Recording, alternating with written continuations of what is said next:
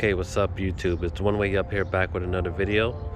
And in this video I'll be walking you through the Hyundai Elantra.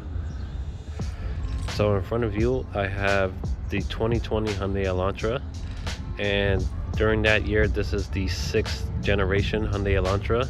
The 6th generation came out in 2016-2017 during that time, and it was refreshed for the 2018 model year. So this is the last model year of the 6th generation before it was, refreshed again in 2021 for the 7th generation. And overall, I do like the refresh that they did with the 6th generation. They touched up some of the exterior styling a little bit. The grille looks, better. I think the headlights. Overall, the profile of the car is, pretty conservative with some little touch of sporty styling around the sides of the car. Now for this 6th generation, you do have the SE trim, the SEL trim, the Value, the Limited, there's the Eco, and also a Sport trim as well. So the one that you're looking at right now is the Value trim. And one of the distinctions between the Value trim and the lower trim levels of the car is that this one comes with a sunroof, and each trim level on the Hyundai Elantra has different rims as well. Just giving you guys a look at the back, you have the Elantra lettering along with the badge or along the trunk. Now on the Limited and Sport trim levels, you do get full LED taillights.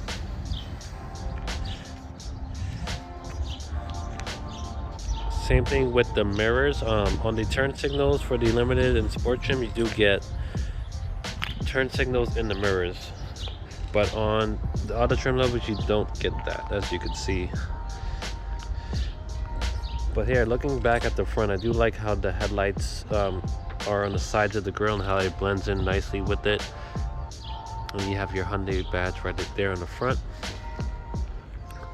So another distinction for this Value trim between the lower end trim levels is that you do get keyless entry and push to start.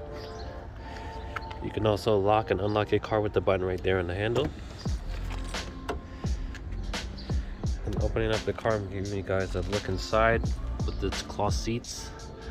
On the Limited and Sport trim, you do get leather seats, but one thing that I really do like about cloth seats is that when it's hot outside and you come to sit inside a hot car, the seats aren't going to be hot and burn your skin. So I'm going to pop the hood and show you guys what the engine has.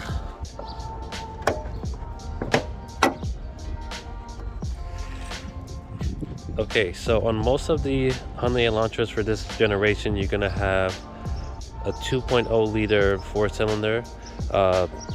Puts out about 148 horsepower, and this engine is pretty efficient. You get between 30 in the city to 40 on the highway miles per gallon, which is good for a segment. This is a great car as far as like fuel efficiency. You also have an eco version of this car, which comes with a 1.4 liter 4-cylinder engine as well. That one, don't know the numbers off the top of my head, but you are going to get better gas mileage with that. And you also have a 1.6 liter turbo engine, which comes in the Sport trim, which you get about 200 horsepower. You're going to get a little bit less on the miles per gallon, but you do get the more performance.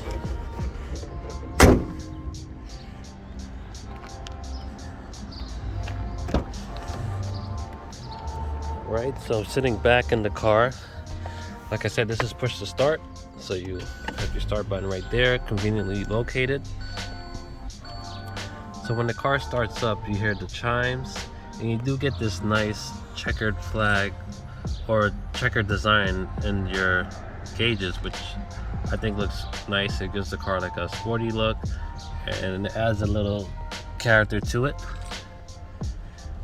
When you guys decide to look at the door. Now, in this segment, it's going to be mostly plastic. You do get some sort of soft material here, but everything else is plastic throughout most of the cabin. Coming down to the steering wheel is leather wrap. The leather wrap steering wheel comes in the value trim level and up. And over here to the side, you do have your cruise control settings available, all in one small section of the steering wheel, which is easy to control with one hand, which I do really like. On the other side of the steering wheel, you can have your phone controls, volume, and the mode to change your source. Now the lights are automatic on the SEL trim and up, so that is included on this one. And moving over to the side, you do have your blind spot assist, you have lane keeping assist, and your traction control on and off. And this is to control the brightness of your screen over here. Now the car does have basic settings that you can go through on the middle screen. You have settings, you can adjust your lights, doors, basic stuff that you'll see in most vehicles. And then it does have a digital speedometer, which is always nice to have. And then moving over to the center of the vehicle, you do have this 7-inch screen. You do have an option to get an 8-inch screen with navigation, but the great thing about this vehicle, it comes with Apple CarPlay, Android Auto, so all you have to do is just plug your phone in, and then you'll get your most up-to-date maps through that and all your other controls. But that is an option if you did want more space on your screen. Although I feel like for this car, the screen size is decent. It's not super small like on the SE trim, and it does get the job done. So okay, moving down to this section, you do have radio, media, your favorites, and seek home buttons. I guess they just didn't want to put empty space there. I don't find myself ever using any of these buttons. Usually I use the screen or on the steering wheel to make adjustments to the media system, but they do have this volume button here, which is a easy to use tune button on the other side for the radio. And moving down to the climate controls, on all the trim levels you will get dual climate controls, which is very nice. Pretty straightforward. You do have the digital reading for the temperature.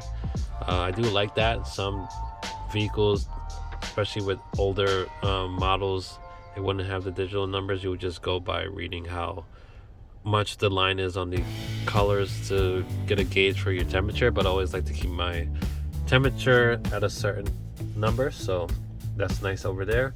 You do have automatic, and you can control the direction of the air right there.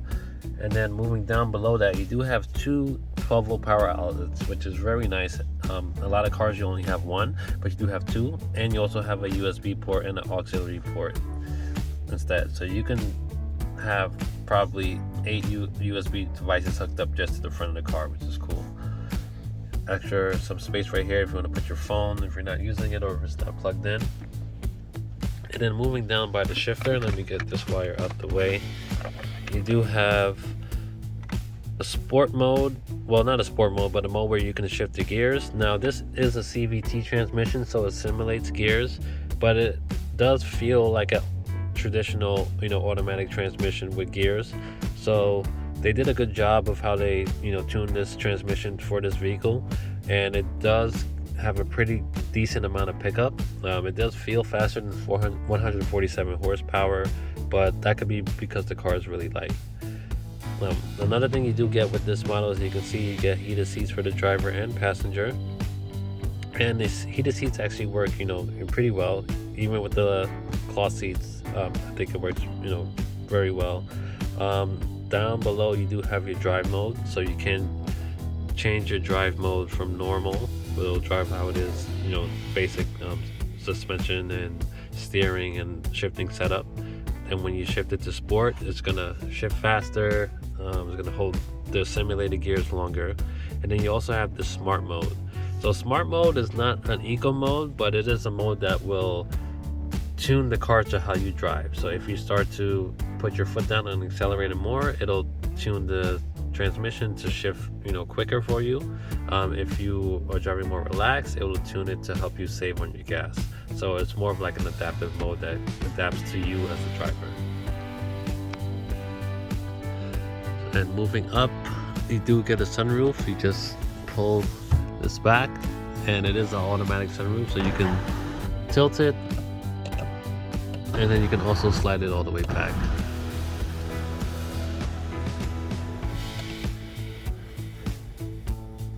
Okay, so I'm going to step out of the car and show you the back seats.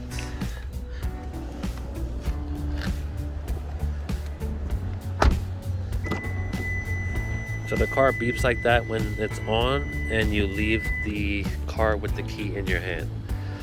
So here, giving you guys a look at the back seat. I am 6'3", and I had the seat positioned to my driving style, and I am able to sit in the back, which is a little bit surprising. I do have the seat a little bit further back than how I would normally drive as usual, but I'm still able to sit back here with no issues. So this car does actually have a decent amount of space in the back, which I am, surprised, because on the outside it doesn't look as big as it is on the inside. So if you have 4 adults, they can fit back here as long as they're not too tall, average size and above average adults will have no issue sitting back here.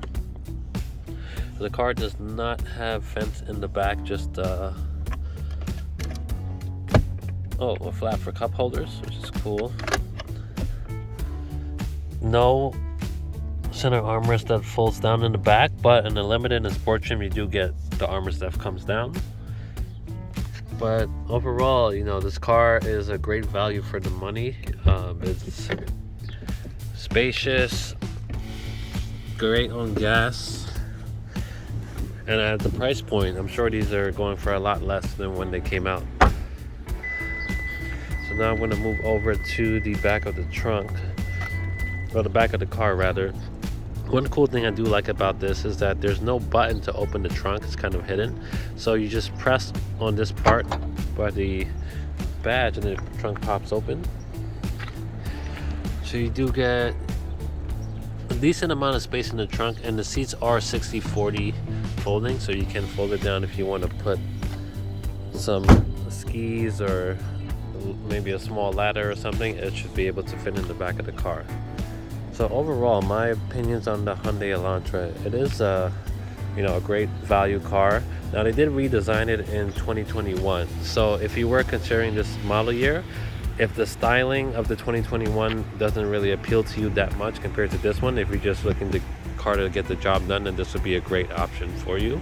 But I will say I do like the styling a lot better on the 2021 model year. For the 7th generation, they did make the car look a lot more sporty. They did have some new nice rim options for it, steering wheel, all that. But like I said, this one is still a great option if you're looking more on the cost aspect of it.